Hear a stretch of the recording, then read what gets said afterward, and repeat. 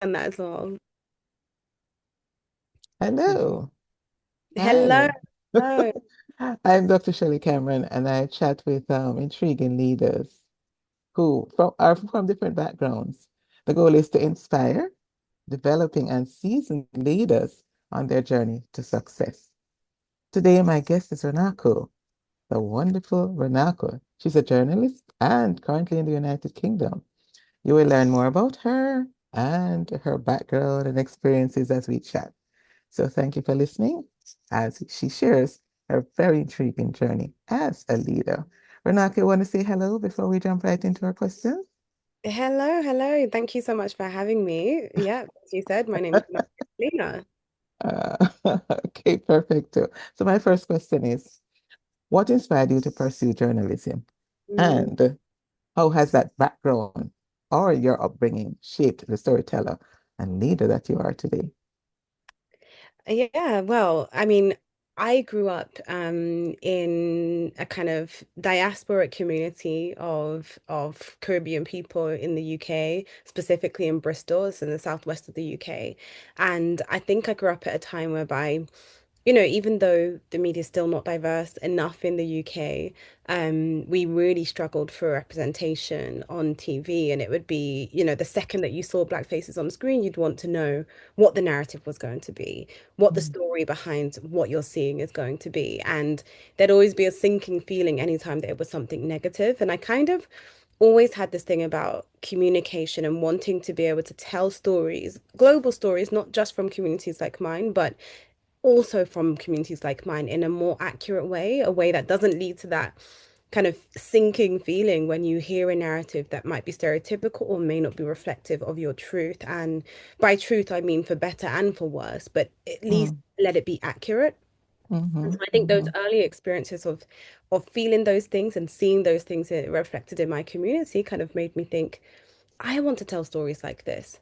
And that kind of was a consistent theme across much of my life before stepping into journalism formally. Um, mhm. so I would say that is what inspired me to kind of get into journalism, and that's where it all started. Yeah. Oh, interesting. And what stood out for me is when you said that for better or for worse, it's this marriage that you're getting into. Essentially, yeah, because I think sometimes when we think about journalism or when we think about storytelling, everyone wants to put their best foot forward. Right, right, We rarely want to air our dirty laundry, as it were. right. I'm an investigative journalist, and so my job is to hold power to account and to sometimes explore some of the worst things that are happening in the world. Oftentimes, that will include looking at things that are perpetrated or that are done by Mm-hmm, people who may look like myself as well. And I think mm-hmm, I have a commitment to rigorous journalism no matter who it's about. mm-hmm. But what I said earlier, I think for me, the key thing was not so much trying to paint a perfect picture of Right, any group of people, but more an accurate one. right, Just right, like humans have good sides and bad sides, we're painting a holistic picture of who we are. Yeah. right. The good and the bad, the good, the bad, and the ugly, they say. Exactly. So, can you share one defining story or investigation in your career that changed how you viewed yourself as a leader? I know you've traveled quite a bit and all, and I don't want to get into it or put words in your mouth, but hey, share a little. Yeah, my most recent investigation is called Death in Dubai. It was a 2.5 year long investigation that Mm, explored allegations of sexual exploitation of young Ugandan women who were being brought from Uganda, oftentimes having never left home before, never left their country before, to the mhm, UAE and more specifically to Dubai. And they say that once they get there, they are forced into exploitation, and forced into prostitution to mm, service and satisfy the needs of men in Dubai. And so that investigation started by looking at the story of one young woman in particular. Her name was Monica Kurunji. She was just 22 years old when she left her home country. She was 23 when she lost her life. And in that investigation, I think what I learned, number one, it's such a serious topic, and it's mhm, also one that, the allegations are so, so heavy on. And I mhm, think it was the most challenging for lots of reasons. But as a leader, as that's what you asked me, I think it was very challenging to kind of know editorially and decide editorially where the line is. So Mm, some of the things that you hear in this line of work and also, in this particular type of investigation, remember the types of allegations that we're hearing mhm, are very, very heavy. mhm, And my kind of role as a producer and reporter and the lead investigator on that was to decide what do we need to include and mhm. what can we safely remove from this because it may be too heavy or because Right, maybe right. evidentially we need to kind of be careful. And so I think that is a massive responsibility as a leader. The second thing Mhm, I think that I learned and that I'm realizing more and more is, so much of leadership in a journalistic context is about your interactions with people, mhm, and how you kind of are able to speak with people who sometimes, you're hearing really heinous stories. You're hearing things that, you wish no one in this world would ever experience. And it's how mhm, you're mhm, able to kind of get to that point of, yes, we need to kind of learn certain details and we need to kind of find certain things out in order to do our jobs from an evidence point of mhm, view. But also mhm, at the same time, there's a level of humanity that you must also kind of reach, um, mhm. to develop that relationship such that people want to speak to you. Right, right, right, And that's a balance. It applies in lots of different career paths and everything, but right, that's a right, balance that I've learned to right, strike right, more recently. right. And I think I don't know much about that, but I know about writing, and Yeah. it's all about trusting. People gotta trust you in order for them to open up and share with you. But let us take it back to the beginning where this all began. When I was chatting to you before, I heard a little bit about your story and the path that you wanted to take and where you ended up in, was it China? Yeah. All right, Yeah. so take us back to that journey and how it all began, the studies that you went through, and sometimes the coincidences and all of that. Love to hear that story before we get into the more heavier stuff. Yeah. Yeah. I mean, so I was based in Beijing, China for about 7 years, just under 7 years. Mhm. And originally that was as part of just year abroad studies. I studied Chinese language as my minor. And so I went to Beijing How to did you go to Beijing? well, How did you get there? I went there originally to kind of deepen my studies. But I ended up having a catastrophe on the way there. So I ended up missing my first flight that I'd saved all summer to kind of purchase myself. And long story short, on the second flight that I ended up taking to go to Beijing, I ended up sitting next to what ended up being the only other person of Caribbean heritage on the whole flight. The only other person. And it just so happened that she was a professor from Oxford and she was going to the same exact university that I was studying at. Mm, Another professor who was on a sabbatical there. That was Dr. Patricia. She's from Oxford University. And also the person that we were later going to meet was Dr. Horace Campbell, mm, well-renowned Jamaican scholar. And just really, I think that was not a coincidence and that was meant to happen. And I mhm, say that because he had such an understanding of the important times that it was mhm, for study of China and greater understanding of China as a person of African Caribbean heritage. And he said to mhm, me, look, you're here for a reason. Stay here and learn more. Like this is a huge part of what the future of the world is going to look like. mm. And that changed the whole trajectory of what I would go on to do. And that's Wow. actually why I stayed there for 7 years. And How old were you then? Because you look just I was early 20s. Yeah, okay. so I turned 21 while I was still in China. So yeah, Ah, early 20s. And yeah, that was also the kind of foundation of my journalism as well, wanting to right. retell. Yeah, wanting to storytell. Was it always about journalism? I had a really interesting path towards it, Tell I would us, tell us, say. tell us. Yeah, at first I kind of thought that I wanted to do diplomacy. I kind of didn't really know. I knew that I wanted to communicate messages. I knew I wanted to speak to people. And I think because of the universities that I went to, one in particular was known as the training ground for diplomats. So I thought, am I here because I'm supposed to do that? But really I had Mhm, no interest in politics. And so mm, every time I would think back to the kind of basics of what I was about, there was this through line of communication. I studied Mhm. languages. I'd always Mhm. been into public speaking. I'd always been the kind of the person who wanted to kind of tell stories, if you like. Mhm. Mhm. And that's how I found my way to journalism. So I kind of ended up going kind of like this. Right, Yeah, right. What you know. people don't understand a lot of times is I do some work with the 30 under 30 um, Caribbean American leaders in the United States. And these are persons who are like yourself, trying to find their way. They're actually budding leaders and doing a lot of work out there in the society. And we're going to Washington, D.C. with them to the IDB. And in doing that, I'm thinking about you and that journey. And a lot of times when I'm talking with these young people, what I've found is that they're thinking life is linear. It's like Yeah, you set your path and okay, that's where I go. But no, like what you did, it's a meandering path that takes you here, there. But what I want to say is that it's most important, you got to be looking out for the signs. Because if you're not looking at the signs, you're going to miss them. You're going to miss them. Got to keep those signposts there so that you can know the path. Okay, it's not politics. It's not that diplomacy that I'm thinking about. Where is it? It yeah. is that journalism path. So A- thank you so much for sharing that. Absolutely. No, that's was so well put. Yeah. Yeah.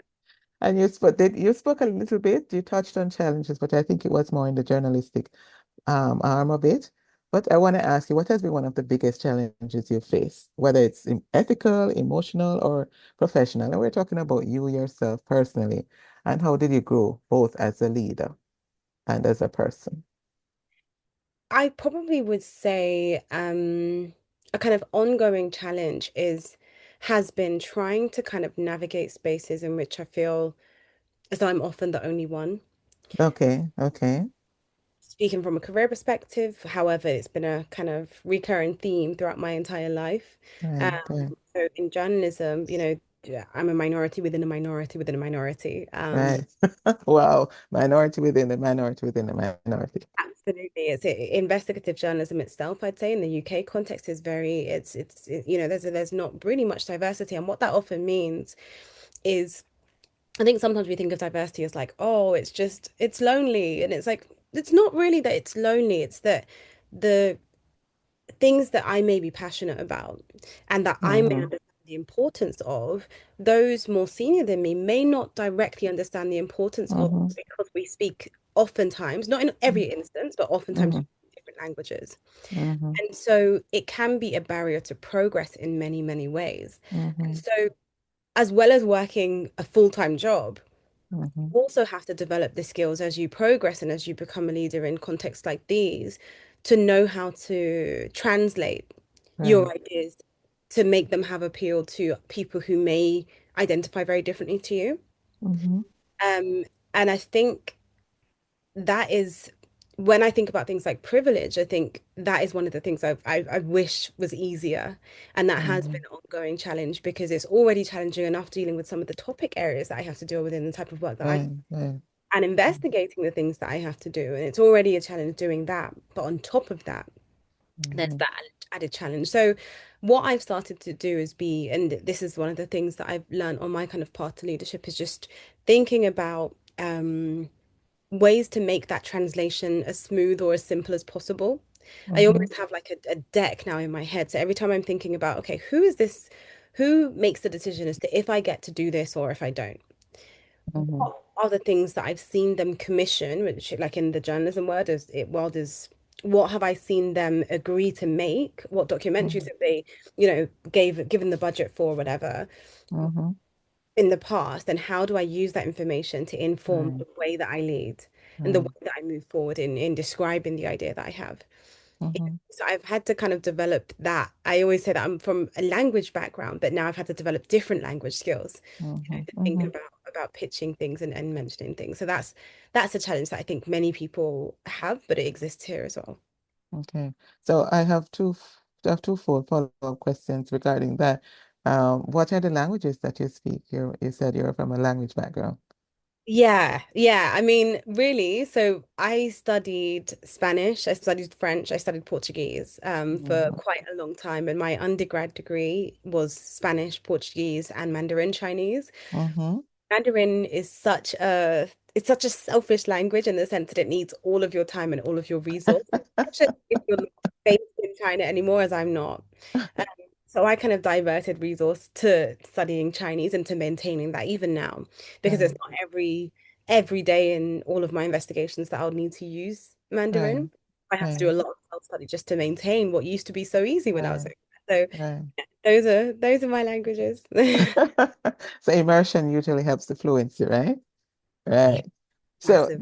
the follow-up question I had is what is really good is that you mentioned about the deck that you have had. And I think that's sometimes it's challenges that causes us to create things that helps us to survive or to thrive in certain environments. So that's the deck. So you would recommend that as a path for others coming up? Yeah, absolutely. I mean, I call it a deck, but I almost used to describe it as it sounds a bit silly, but Pokemon cards. So I don't know Okay. if you like Pokemon cards back in the day, where you would have like the strengths and the weaknesses of different Pokemon all listed out, Right. all the kind Right. of background information, biographical information about a specific Pokemon would be listed on this card, right? Right. Right. I found is to kind of do the same thing with the people that I need to be in rooms with, kind of Mhm. just informally have that kind of in my head drawn out, Mhm. because Mhm. that will also help me kind of bring certain things to mind when I think about how I can communicate something across to this. Right. Right. Right. Right. That's Um, good because whatever works for you, I mean, that's how we have to analyze and know what works for us so that we can communicate it, whether it's internally in our heads when we're in a negotiating thing, as you know how to maneuver whatever you're doing in your organization and beyond, especially as you're in the society and those challenging cases that you may have to deal with. My last question before we move on is for emerging leaders, because this is really to help those who are emerging leaders, those who are developing across different industries and countries, because you do global. What key lessons or habits do you believe are essential to build their credibility, purpose, and long-term impact? So just simply, what can you share for yeah. emerging leaders? I mean, I would say consistency.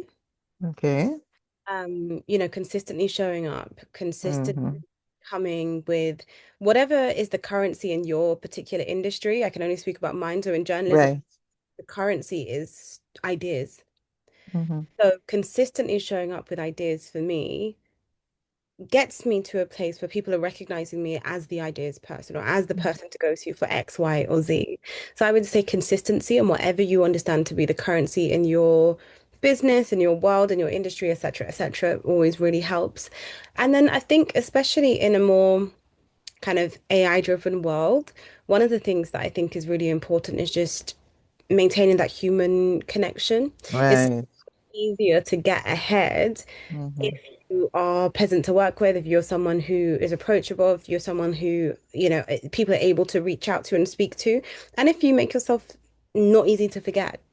Um, Mm-hmm. so I would say on a very basic level, on a kind of that is applicable to everyone, Mm-hmm. just keeping that kind of ability to speak to everyone and to kind of get by in that sense and making yourself pleasant to be around.